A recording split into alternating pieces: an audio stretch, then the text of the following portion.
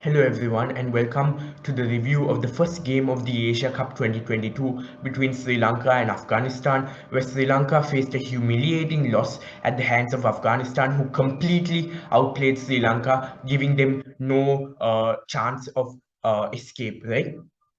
So let's firstly look at the stadium, right? So the Dubai Stadium and the UAE as a whole retains its reputation of being of world first conditions. And as since Afghanistan won the toss, and as everyone would have predicted, they bowled first, and they immediately put Sri Lanka on the back foot with early wickets. So this game really reminded me of the India Pakistan in the last World Cup, where a left arm pacer in the form of Shaheen Shah Afridi swung the ball, getting early wickets. The same way in this game, Fazal Farooqi bowled some amazing in swingers to the left-handers. Um, getting the ball to swing a lot and getting a lot of purchase and movement from the pitch to get those 2 wickets in 2 balls in the first over itself, setting the tone and giving Afghanistan the front foot from the start.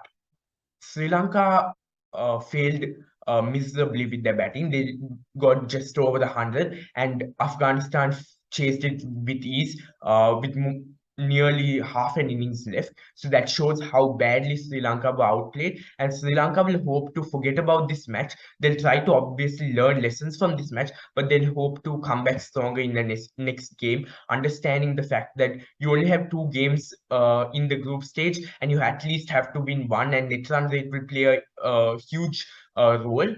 And understanding the nature of this loss, Sri Lanka will have a massive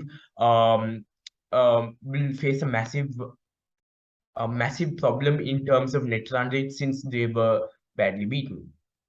So from the outset, we can say that Sri Lanka pulled a Pakistan, right? Because they changed their strategies and changed their playing 11. These strategies and this playing 11 were things that were working for them in their favor. They beat Australia in the ODI series.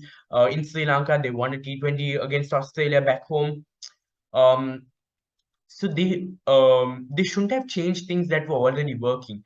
And we see a massive chink in their armor, which is the lack of fast bowlers.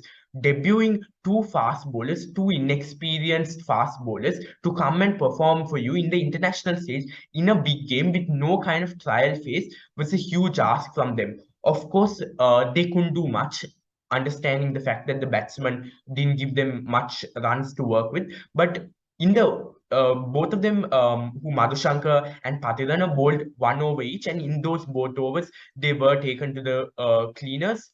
So that's not the way you want to start your international career, right? You want to start on a positive note, and Sri Lanka basically just skipped a stage of their career, which involves trialing them and allowing them to feel the environment of the international phase rather than just dumping them in big games like the Asia Cup. Of course, Sri Lanka had a massive setback, understanding that Dushman the Chamira got injured just before the Asia Cup. But obviously, they should have had fast bowlers in their ranks coming into the Asia Cup, fast bowlers that have played games for the country. But when they played back home, they were more focused on trying out their spinners, right? So they should have thought about other conditions and giving other youngsters a chance to experiment in the international stage. Let's look at their batting, right? Their batting was the massive flop. um, when we look at their openers, Patom Nisanka and Kusal Mendes was not the opener prior to the Asia Cup. It was Danushka Gunatilaka. So why change a strategy? Why change a pair that was in the form of Nisanka and Gunatilaka that was actually working, that were giving you proper starts, a pair that knew each other well and knew what was expected of each other. So from the outset, they had a lot of issues and a lot of strategical errors because they should have just continued to what was working. Gunatilaka doesn't really suit the middle order, and if Gunatilaka had opened, maybe we would have seen a difference because Kusal Mendes isn't used to opening, nor is Danushka Gunatilaka open to used to batting in the middle order. So um, let's look at their number three in the form of Asalanka. Um, that was an amazing ball from Faruqi. The ball swung back a lot in. So yes, the ball was good, but we have to understand that Asalanka's form hasn't been the greatest over the last few months. He's really struggled to get back on ball. He's really struggled to get runs flowing. This is extremely contrasting to what we saw in the last World Cup, where he and Banuka made some exceptional partnerships and winning games for Sri Lanka single-handedly. So Sri Lanka rely a lot on Asalanka, and he needs to fire if they are to get those runs.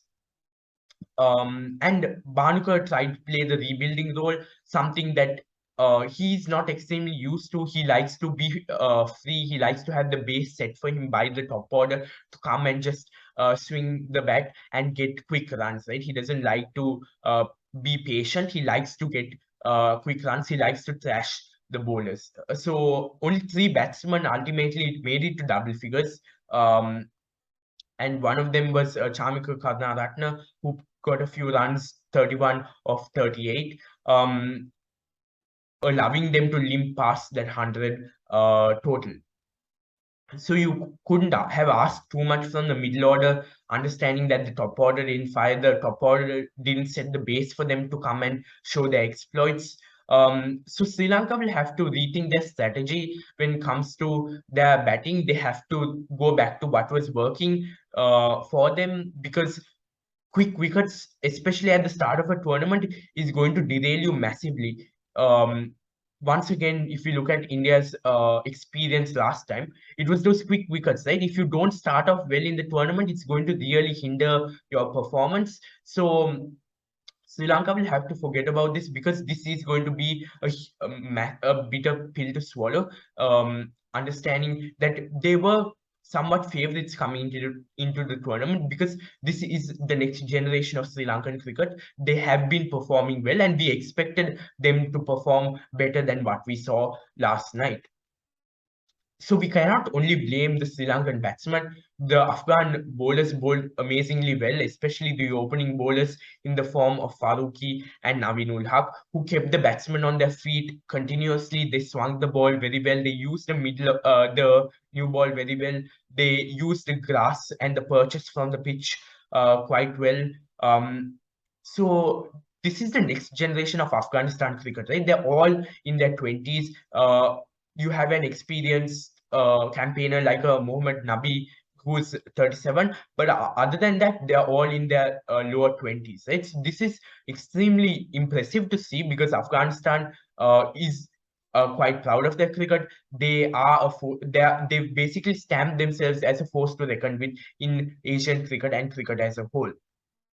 So this is where leagues come to play, right? Because someone like Farouk even participated in the IPL. He played a few games for the Sunrisers Hyderabad. He's coming in from a positive domestic T20 tournament where he bowled really well. He was one of the highest wicket takers. So that left arm always gives you variety, right? This is as much as people talk about a left arm, right arm combination for batting, it's as impressive in bowling, because it's coming from two different angles. It makes the batsman yes. And Faruqi, as I mentioned before, was swinging the ball into the left hander a lot, as seen with the dismissal of Asalanka. Then Naveen ul Haq also got the wicket of Pathum Nisanka. Yes, there was a lot of controversy around that, because with regards to the ultra edge, there was no spike, so that should have been not out. But which was a big decision from the third umpire. Unfortunately, we have such ridiculous decisions in cricket, and sometimes luck isn't your way. Sometimes things don't work. We need to ensure the quality of umpiring is also improved. Um, because when we look at the 2019 World Cup, it was umpiring that ultimately lost New Zealand. Weak umpiring that ultimately lost New Zealand the World Cup. So In the middle overs, Afghanistan used their spinners extremely effectively. They used Mujibul Rahman. They used the captain Mohammad Nabi himself, used himself very well, and they weren't over dependent on an experienced campaigner like Rashid Khan. And Sri Lanka ultimately just played him, and since he just went for 12 runs in his 4 overs, they didn't get out to him. They just played him off. Um, so this it'll be interesting how teams approach Rashid Khan, whether they're going to play him off because uh, you don't want to be wasting 24 balls off a single bowler by just playing them off, and if you're not going to take risks because you need runs ultimately. So Afghanistan chased the total with ease. We saw a mix, right? Because we saw their power in the form of Rahmatullah Gurbaz, who slogged a few into as massive sixes because we know the Dubai ground is massive, as well as a few delicate touches, right? From Hazratullah Zazai and Rahmatullah Guzbas. They weren't playing that totally aggressive game. They were playing positive cricket by nudging balls, using the pace of the ball, using their timing, especially with those cuts to third man, going for the boundary. So net run rate is going to play a massive role because there's only 2 matches per side. Uh, so Sri Lanka will face a massive problem with their net run rate. So they have to beat Bangladesh and they have to beat them convincingly. They need to get their net run rate at least to lower negative this thing like a negative 0.1, because if it's going to be extremely low, it's going to, if in the case that Bangladesh beat um, Afghanistan and Sri Lanka beat Bangladesh, it's going to be a problem if Bangladesh have a higher net run rate than Sri Lanka.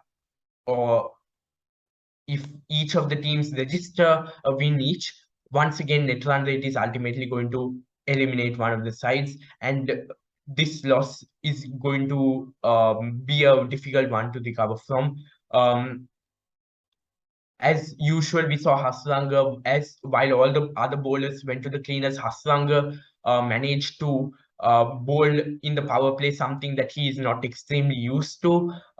He bowled well in the power play. He bowled well through the middle overs. He got the wicket of Rahmatullah Gudbas. He didn't go for as many runs as his companions did. But we can't blame the Sri Lankan bowlers because Afghanistan came with a positive strategy of getting those runs as quick as possible to ensure that their net run rate would actually improve. So we can't blame the Sri Lankan bowlers for that because of the positive approach that the Afghan batsmen showed. So with Sri Lanka's morale down, they have to ensure that they recover from this. They have to change their strategies. I would recommend, now that they've gone with this playing 11, they don't tinker too much because it's only one game left. If you don't win that game, you're ultimately eliminated.